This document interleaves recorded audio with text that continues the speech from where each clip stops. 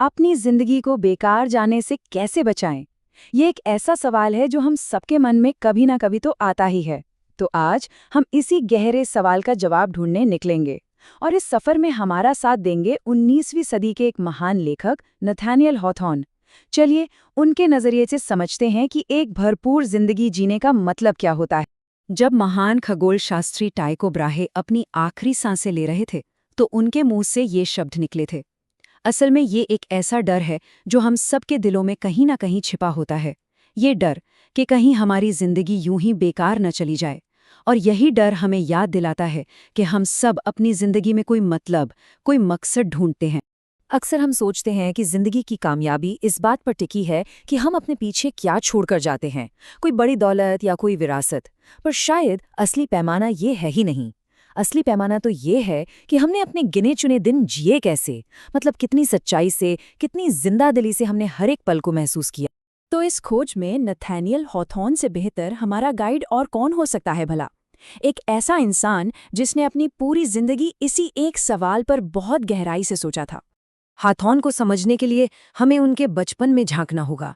सोचिए, जब वो सिर्फ 4 साल के थे तभी उनके पिता का साया सर से उठ गया।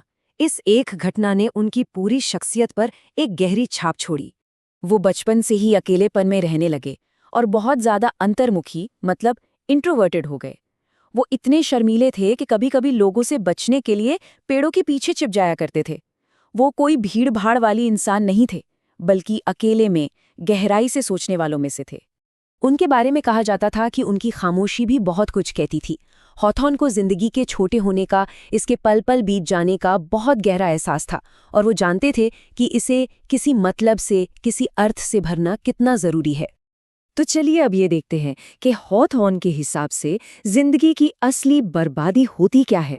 हॉथॉर्न का मानना था कि इस दुनिया में हर इंसान के लिए एक खास जगह, एक खास रोल बना है, लेकिन इसमें सबसे जरूरी शब्द है चुनना। ये जगह हमें खुद ब खुद नहीं मिल जाती, इसे हमें खोजना पड़ता है, इसे हमें अपनी मर्जी से चुनना पड़ता है। और यहीं पर हॉथॉर्न हमें एक बहुत बड़ी चेतावनी देते हैं। वो कहते हैं कि समाज और दुनिया के बनाए हुए सांचों में ढलकर अपनी असली पहचान, अपने स्वयं के स्वरूप को खो देना किसी भी इंसान के लिए सबसे खतरनाक बात है। मतलब ये कि हमें दूसरों के रास्ते पर नहीं चलना है, बल्कि खुद पर भरोसा करके अपना सच, अपना रास्ता खोजना है। हॉथॉर्न के हिसाब से जिंदगी की सबसे बड़ी बर्बादी है दिमाग की बर्बादी। उनके ज़माने का हल्का फुल्का मनोरंजन आज की माइंडलेस सोशल मीडिया स्क्रॉलिंग से कुछ अलग नहीं था।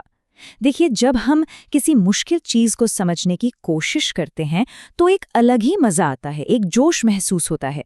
लेकिन जब हम बस यूं ही बिना सोचे समझे कोई मैगज़ीन या फ़ोन स्क्रॉल करते हैं तो एक अजीब सी थकान होने लगती है, हमारी सारी एनर्जी जैसे हवा में उड़ जाती है। तो सवाल ये उठता है कि इस बर्बादी से बचा कैसे जाए। खैर, हॉथॉर्न ने इसके लिए कुछ प्रैक्टिकल सलाह दी है, जिसे हम उनके 4 सिद्धांतों में समझ सकते हैं। पर इन सिद्धांतों को समझने से पहले जीनियस शब्द का असली मतलब समझना बहुत जरूरी है। हॉथॉर्न के जमाने में इसका मतलब सिर्फ तेज दिमाग या टैलेंट नहीं था। इसका एक बहुत गहरा मतलब था, किसी इंसान की असली आत्मा, उसका कह सकते हैं बुनियादी स्वभाव। तो ये हैं वो 4 सिद्धांत। पुराने रिवाजों को तोड़ना, बुरी आदतों से पीछा छुड़ाना, अपनी जवानी के दिनों के बारे में सोचना और सबसे जरूरी चौथा सिद्धांत, अपनी असली आत्मा के, अपने जीनियस के खिलाफ कभी कुछ नहीं करना। समझ लीजिए, यही वो कंपास है जो हमें हमेशा सही रास्ता दिखाएगा। अब हम एक ऐसे आइडिया पर आते हैं जो सुनने में शायद थोड़ा अजीब लगे। हॉथॉर्न का मानना था कि जिसे आज की दुनिया समय की बर्बादी कहती है, वो असल में हमारी रूह के लिए सबसे जरूरी चीजों में से एक हो सकती है। अब ये सारी चीजें, जैसे जंगल में घूमना, आसमान में बादलों को देखते रहना या बस दिन में ख्यालों में खो जाना, बाहर से देखने में ये सब वक्त की बर्बादी लग सकता है।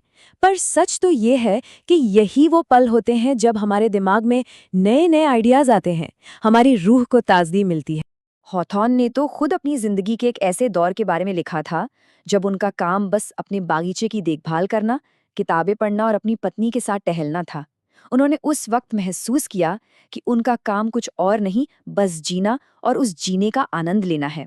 और उन्होंने साफ साफ माना कि जिसे दुनिया की नज़र आलस्य कहती है, वो दिन उन्हें कभी भी बेकार नहीं लगा। वो जानते थे कि कभी-कभी बस रुककर, ठहरकर जीना भी बहुत जरूरी होता है, मानो ये दुनिया ही जन्नत हो। तो इन सारी बातों को मिलाकर आखिरी और सबसे दमदार सबक क्या निकलता है?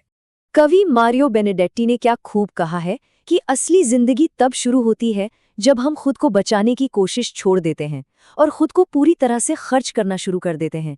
इसका मतलब है अपने जुनून में, अपनी सच्चाई में और अपने हर एक दिन में खुद को पूरी तरह से लगा देना, खुद को झोंक देना।